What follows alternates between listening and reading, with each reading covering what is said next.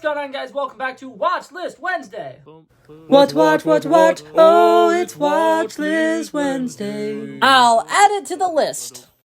Okay, I want to go ahead and address the elephant in the room before I get too far into this video. It is not actually Wednesday right now. So today, the day that I'm recording this, it's actually Sunday. But I plan on watching the Godzilla X Kong movie that's coming out in a couple of weeks. And I realized there are some of the movies that are in the same universe, that take place in the same universe, that I haven't seen yet. So I decided I'm going to go ahead and kind of start watching those so I have a general idea of what's going to happen with these characters, where Godzilla is, kind of the importance of Godzilla. So today I'm going to be watching the movie Godzilla. I plan on watching, I think it's like called Godzilla King of Monsters or something like that, the one that came out in 2018. And then I need to watch Godzilla versus Kong, because I've seen the Kong movie. I haven't seen any of the Godzilla side of things. So that being said, we're going to go watch Godzilla 2014 for those of you guys who also have not seen it and want to know where to watch it. It is on Netflix at the moment. I also have it on Blu-ray somewhere behind me because I have a Godzilla collection and it's a part of that. But that being said, we're just going to go watch it on Netflix, and I will be right back with my reaction. Alrighty, so that was a pretty good movie. I'm not gonna lie, I really enjoyed this. Like I said, I've never watched a Godzilla thing ever. Last year when Godzilla -1 came out, I was gonna go watch that, and I was gonna make that my first Godzilla movie. But since the reviews for it were saying it was one of the best Godzilla movies of all time, I was like, I don't think I want to watch that one first, because I'm afraid I'll watch that one and then I'll watch other Godzilla movies and I won't be a fan of them. But that being said, I watched this one. I really enjoyed it. I think that there was a lot of stuff here that worked for me. Something that's always interesting about these like kaiju movies and the movies with big monsters and stuff like this, is the fact that they have to make a interesting story with the original like people characters that we're following in this movie. And I think that they do a very interesting job with this with Aaron Taylor-Johnson's character. Right off the bat, we kind of get the original sequence where it's his parents and they're working at this weird nuclear plant, and then things go wrong. And then the cut to 15 years later, we get Aaron Taylor-Johnson's character, and we don't know much about him, just that he works in the military. And overall, I think that everything with his journey throughout this is very interesting. I will say this, one problem that I run into with movies like this that I'm not a huge fan of, this movie has so many moments that make it feel realistic, and it makes it feel like things that could happen in this movie. But Aaron Taylor-Johnson's character goes from, he just arrived home in San Francisco, and then he immediately flies to Japan to go help out his father or whatever, to get his father out of jail. And then they immediately go, commit crimes together. And then from there, he goes to Hawaii, and then he goes to Nevada, and then he goes to San Francisco, and he's doing all this traveling and stuff like this. And in almost every single place that he goes to, he falls into some really, really bad, traumatizing, like, natural disaster that's being caused by these giant monster creatures. And he survives every single one of them. And here's the thing, I understand that it's like, we wouldn't have the movie if this character's not surviving every single one of them. But I feel like the fact that every single one of these really catastrophic events that we're witnessing he is at makes it like kind of takes some of the realism out of it. And I know that that's like a really stupid thing. We're just watching giant creatures beat the crap out of each other, and the American military having no idea what to do about it. But that being said, it takes, like, whenever we have some epic moments where Godzilla is, like, you're seeing the scope of Godzilla, and you're seeing, like, okay, there's this giant creature that's absolutely gigantic, and he's tall, and he's, above these buildings, and then you see Godzilla take a step, and all you can see is his foot, and it's the same height as him. It's like, okay, that's pretty insane. They do a really great job of showing scope and stuff like that, but, like, all that stuff, like, feels super realistic. It feels like something that's actually terrifying and can really create a giant problem on Earth. And then you just have Aaron Taylor-Johnson, who just, like, keeps running into Godzilla and is fine, like, A-okay the entire movie. Every time anything happens, even though there's a bunch of people around him dying and suffering and in, being put into ambulances and stuff like that, he's fine every single time. Very nitpicky thing, but that is something that's kind of annoying to me, and I understand that they can't do much about that because that's just how the movie works. But yeah, that was a very minor thing. I feel like obviously small little ways to fix that would be like not have them in every single spot, because like I mentioned, he traveled so many different places in the time span of what felt like, I believe it was supposed to be like 2 days, and he didn't have any form of jet lag. He didn't have any form of like problems with like being injured or walking with a limp or anything like that. Like until the end of the movie, he seemed to be A-okay. But that being said, like I said, that's a very nitpicky thing.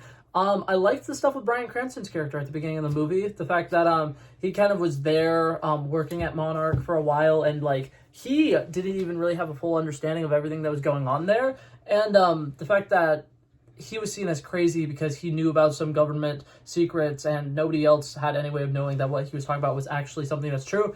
I think that stuff was cool. Like, I think that his character worked incredibly well in this movie. There's a lot of stuff to like with him. The fact that he got arrested and immediately gets out of jail and it's like, I'm going to go back and do something illegal immediately again, is funny to me. And I overall really like the concept of him never giving up on something he believes in, because like that's always something that's really nice to see in these movies. And especially when it's like something like that where it's like nobody believes this guy, but he knows what he saw and he's not gonna let the other people calling him crazy take him away from that, which I think is fantastic. But now to talk about the things that we go to a Godzilla movie for, the visual effects. I think they're pretty incredible. I think that the sound design is insane. Like the giant, I don't remember what they're called. The weird little crawler thingies. Yeah, I don't know what they are referred to, if I'm being totally honest. But just the ones that weren't Godzilla, that were the giant monsters that looked like just basically gigantic spiders. They had made these like cool little like clicking noises, and they were constantly like every time that an animal like did its like little growl thing or whatever. I called it an animal. The giant monsters, kaiju, as you will. But what's it called? Every single time they made like different noises and stuff like that, it all sounded really cool. I think that overall the score is fantastic in here. Like, there's a lot of moments where they're like slowly building the, what's it called? The anticipation, and they're building this like little tension throughout the scene.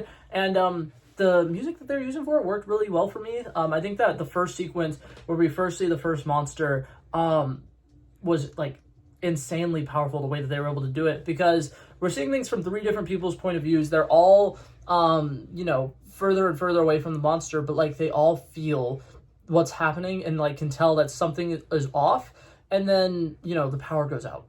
And then like everybody is like closing in on like there's the circle, and they don't know if what they just did worked, if it didn't work, if there's, going to be a problem. And then you just see like the claw stick out, and just everything about how they built up that scene worked really well for me. I like that. And I don't know if this is an intentional choice or if this is just like the lighting thing.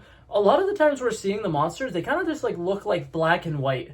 And I think that that's really cool. I think that the first couple of times they show Godzilla, I think I mentioned this a little bit, they do such a great job of like doing the scaling of Godzilla, because I think that that's one of the big things about it is like you are making a creature that is like taller and way taller than skyscrapers and stuff like that. It's like, how are you going to show off how tall he is, especially in a movie like this where it's like he's going to be just fighting another creature that's also gigantic. You need to make sure that we could really feel the weight and understand the fact that he is larger than life, and I think that they do a really good job with it. Like I said, showing off just like small parts of him first, like the bridge sequence where all the like little kids are stuck on the bridge, and we're seeing Godzilla slowly approach it, and then his tail sticks up.